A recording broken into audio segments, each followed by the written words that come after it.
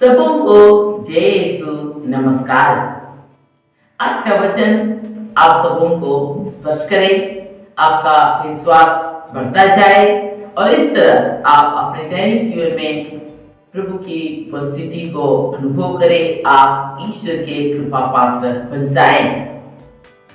इब्रानियों के नाम संत पौलुस का पत्र अध्याय 11 पद संख्या 1 में संत पौलुस हमें समझाते हैं कि विश्वास उन बातों की स्थिर प्रतीक्षा है जिनकी हम आशा करते हैं और उन वस्तुओं के अस्तित्व के विषय में दृढ़ धारणा है जिन्हें हम नहीं देखते। इब्रानियों के नाम संत पौलुस का पत्र अध्याय 11 पद संख्या 6 में संत पौलुस हमें समझाते हैं कि विश्वास के अभाव में कोई ईश्वर का कृपा पात्र नहीं बन सकता। जो ईश्वर के निकट पहुंचना चाहता है उसे विश्वास करना है कि ईश्वर है और उन लोगों का कल्याण करता है जो सच्चे हृदय से उनकी खोज करते हैं, उनकी खोज में लगे रहते हैं। प्रिय भाई और बहनों, संत पौलुस ने हमें अच्छी तरह से समझाया है कि ईश्वर का कृपा पात्र बनने के लिए ईश्वर में हमारा विश्वास दृढ़ होना बहुत जरूरी है। विश्वास के कारण ही हमारे पूर्वज ईश्वर के कृपा पात्र बन गए। इब्रानियों के नाम संत पौलुस का पत्र अध्याय 11 पद संख्या 8 में हम पढ़ते हैं, विश्वास के कारण इब्राहिम ने ईश्वर का बुलावा को स्वीकार किया और यह न जानते हुए कि वह कहां जा रहे हैं, वह उस देश के लिए प्रस्थान किया जिसका वह उत्तराधिकारी बनने वाला था। इब्रानियों के नाम संत पौलुस का पत्र अध्याय 11 पद संख्या 11-12 में फिर संत पौलुस हमें बताते हैं कि विश्वास के कारण ही उम्र ढल जाने पर भी सारा गर्भवती हो सकी, क्योंकि उनका विचार था कि ईश्वर जो प्रतिज्ञा करता है वह सच्चा है और इसलिए एक मरणासन व्यक्ति से वह संतति उत्पन्न हुई जो आकाश के तारों की तरह असंख्य है और समुद्र तट के बालू की तरह अनगिनत।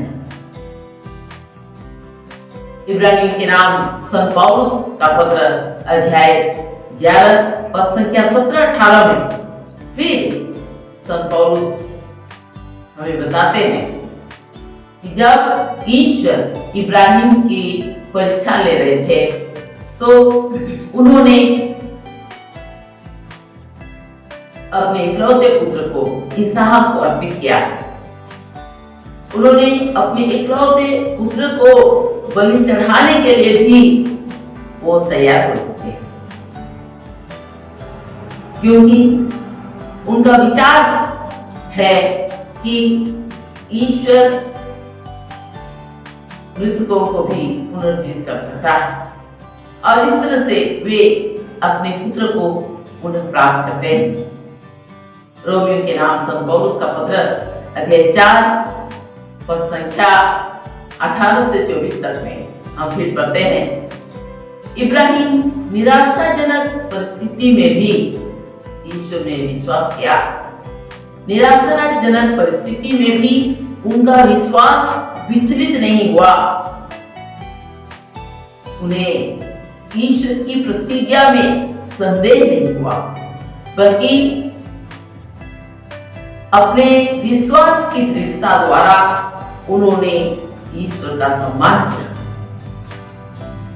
उनका पक्का विश्वास था कि ईश्वर जिस बात की प्रतिज्ञा करते हैं वो उसे पूरा करने में समर्थ है। इस विश्वास के कारण ईश्वर ने उन्हें धार्मिक माना। प्रिय भाइयों बहनों, धर्म ग्रंथ का यह कथन न केवल इब्राहिम से बल्कि हमसे भी संबंध रखता है। यदि हम ईश्वर में विश्वास करेंगे, जिन्होंने प्रभु ईसा को मृतकों में से जिलाया, तो हम भी धार्मिक माने जाएंगे। मत्ती का सुसमाचार अध्याय 8 पद संख्या 2-3 में हम पढ़ते हैं, एक कोढ़ी ईसा के पास आता है। वह घुटने टेक कर अनुनय विनय करते हुए उनसे कहता है, प्रभु यदि आप चाहेंगे तो मुझे शुद्ध कर सकते हैं। ये उन दिनों की घटना है जब कुष्ठ रोग का इलाज नहीं था। उसका इलाज नहीं होने पर भी उस कोढ़ी का विश्वास है, यदि प्रभु चाहेंगे तो वह उसे शुद्ध कर सकते हैं। उनका गहरा विश्वास लेकर प्रभु को उन पर माया आया और उन्होंने उनका स्पर्श किया और कहा, मैं यह चाहता हूं कि तुम शुद्ध हो जाओ। और सच में वह शुद्ध हो गया।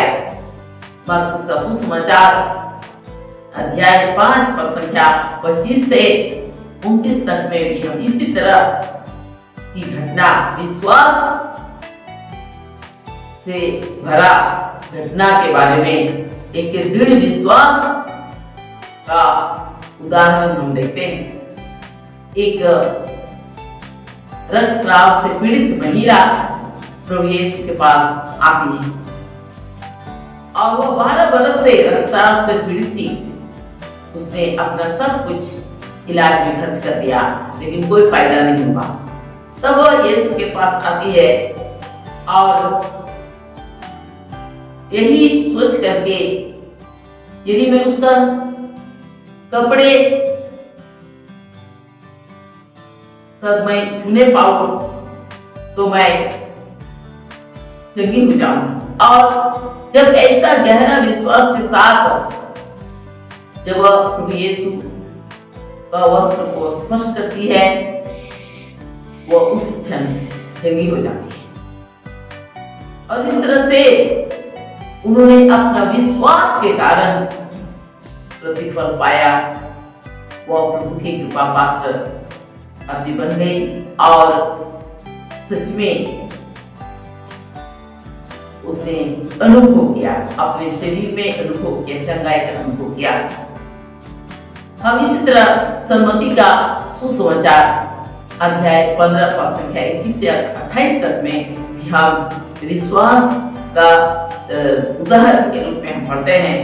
एक कानानी स्त्री प्रभु यीशु के पास आती है और वो प्रभु यीशु के पास आकर उनसे कहती है, प्रभु दाऊद के पुत्र मुझ पर दया कीजिए, मेरी बेटी अब दूध द्वारा बुरी तरह सताई जा रही है, हमें मदद कीजिए।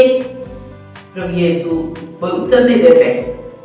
तो उनके शिष्य भी प्रभु से निवेदन करते हैं, प्रभु इनको मदद कीजिए, इनका आशीर्वाद देकर के इनको विदा कीजिए, क्योंकि ये हमारे पीछे चिल्लाती हुई आती है, इनका सुन लीजिए। लेकिन प्रभु यीशु बोलते हैं, मैं केवल इस्राएल के घराने के कोई ही भेड़ों के लिए भेजा गया, अर्थात इस्राएली लोगों के लिए भेजा गया। लेकिन वो महिला पीछे नहीं हटती है। उसने प्रभु को धन्यवाद किया और कहा, प्रभु मुझ पर दया कीजिए, मेरी सहायता कीजिए। प्रभु यीशु उनको तुरंत आशीर्वाद दे देते हैं। प्रभु ने कहा, बच्चों की रोटी पिल्लों के सामने डालना ठीक नहीं है। कहने का तात्पर्य है कि इस्राएली लोगों के लिए आया हूं, दूसरों को के लिए मैं नहीं आया हूं। लेकिन उस महिला ने अपना विश्वास प्रकट किया। उसने कहा, जी हाँ प्रभु, वो बात सही है, लेकिन स्वर्ण के मेज से गिरा हुआ चूर पिल्ले खाते ही हैं। आप इस्राएल के लिए आए हैं, यहूदियों के लिए आए हैं, लेकिन हम पर भी दया कीजिए। उनका दृढ़ विश्वास देकर प्रभु यीशु प्रभावित कर उन पर दया करते हैं। प्रभु ने कहा, नारी तुम्हारा विश्वास महान है, तुम्हारी इच्छा पूरी हो। और सच में उसी घड़ी उसकी बेटी चली हो जाती है। प्रिय भाई और बहनों, इस घटना में हमें शुरू में ऐसे लगता है कि प्रभु यीशु उस गैर यहूदी महिला के प्रति निष्ठुर है, निर्दय है, लेकिन ऐसी बात नहीं है। ईश्वर के होने, ईश्वर होने के नाते प्रभु यीशु को मालूम था कि उसका विश्वास कितना दृढ़ है, और प्रभु यीशु उसका उस दृढ़ विश्वास को अपने शिष्यों के सामने, अन्य यहूदियों के सामने प्रकट करना चाहते थे कि वो कितना दृढ़ विश्वास रखने वाली है। शुरू में ही उसने कहा था, प्रभु दाऊद के पुत्र मुझ पर दया कीजिए, तथा हे मुक्तिदाता मुझ पर दया कीजिए।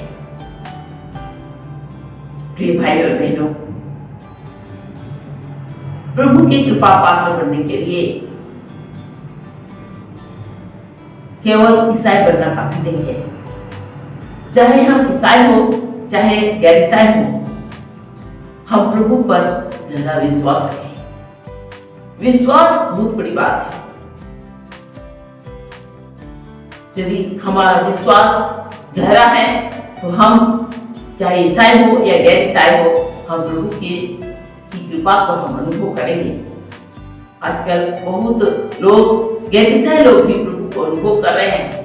हमारे यहाँ आश्रम में भी बहुत गैर ईसाई लोग, हिंदू लोग भी आते हैं और गहरा विश्वास करते हैं। कभी कभी ऐसा लगता है कि ईसाई लोगों से भी उनका विश्वास ज्यादा ऐसे लगता है, और सच में अपना विश्वास की दृढ़ता के कारण वे प्रभु को अनुभव करते हैं, शारीरिक चंगाई का अनुभव करते हैं। इसलिए प्रिय भाई और बहनों, हम प्रार्थना करें, हमारा विश्वास बढ़ने के लिए हम प्रार्थना करें। यदि हमारा विश्वास बढ़ जाएगा तो हम अपने दैनिक जीवन में हम प्रभु को अनुभव कर सकेंगे। आइए इसके लिए हम प्रार्थना करें। हे अब्बा पिता, हम सबको पर दया कर हमारा विश्वास को बढ़ा दे प्रभु, क्योंकि हमारा विश्वास बहुत कमजोर है। हम पर दया कर प्रभु यीशु, तूने कहा है तुम्हारा जी घबराए नहीं, ईश्वर में विश्वास करो और मुझ में विश्वास करो। प्रभु यीशु, हम निरे मनुष्य हैं, हमारा विश्वास बहुत कमजोर है, इसलिए हम दुख की घड़ी में घबरा जाते हैं। प्रभु हम पर दया कर हमारा विश्वास को बढ़ा दे, क्योंकि तूने कहा है विश्वास करने वाले के लिए सब कुछ संभव है। प्रभु, तूने मार्था से कहा, क्या मैंने तुमसे यह नहीं कहा, यदि तुम विश्वास करोगी तो ईश्वर की महिमा देखोगी। हे प्रभु यीशु, हम तुझसे दया मांगते हैं, हमारा विश्वास को बढ़ा दे, ताकि हम अपने दैनिक जीवन में हर परिस्थिति में हम तेरी उपस्थिति को, तेरी दया को हम अनुभव कर सके। इसके लिए हम तुझसे दया मांगते हैं। Hallelujah, hallelujah, hallelujah, hallelujah, hallelujah, hallelujah, hallelujah, hallelujah, hallelujah, hallelujah, hallelujah, hallelujah, hallelujah, hallelujah, hallelujah, hallelujah, hallelujah, hallelujah, hallelujah.